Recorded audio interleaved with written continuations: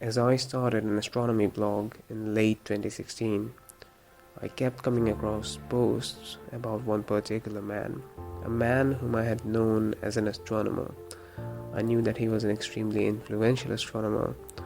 I knew that he was a very important astronomer, but that's all I knew of him. It was clear, however, that he meant something more to this community, to the astronomy community. That man was Professor Carl Edward Sagan. It didn't take very long for me to understand what that was. Professor Sagan, he brought out a unique sensitivity to the subject, the kind that drew you to it. The popular and erroneous notions of science being dry and desiccated couldn't survive in one's mind after having been introduced to Professor Sagan and his ideas, and the way he communicated those ideas. He communicated science so beautifully. I remember watching a video where his face lit up as children asked questions. And all of this aforementioned alone, all of this alone would have been enough to inspire me to create this video essay. However, Professor Carl Sagan didn't limit his work to just communicating science. He understood that alongside furthering our understanding of the cosmos and its nature, there were other pressing issues that needed to be addressed.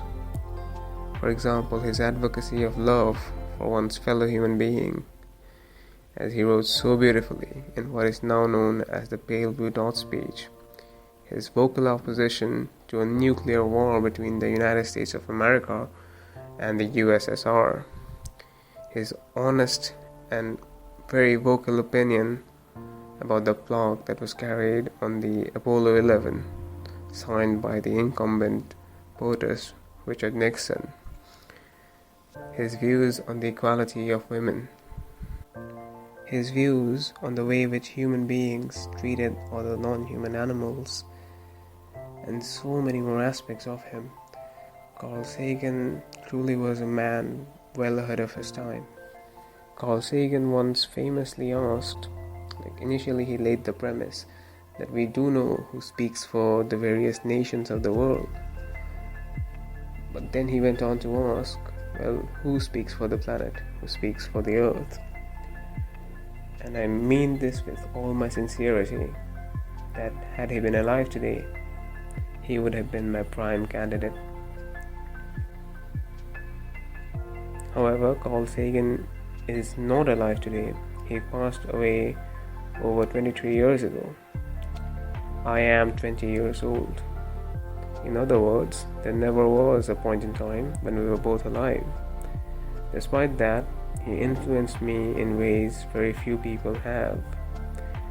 I am forever grateful that he existed, even if I never had the chance, the opportunity to meet him. To Professor Carl Sagan, a wonderful human being. Thank you so much for watching this. If you enjoyed it, a like and a subscribe or a follow would be massively appreciated. I have been Aditya Prakash, or Cosmic Rationalist. Until next time.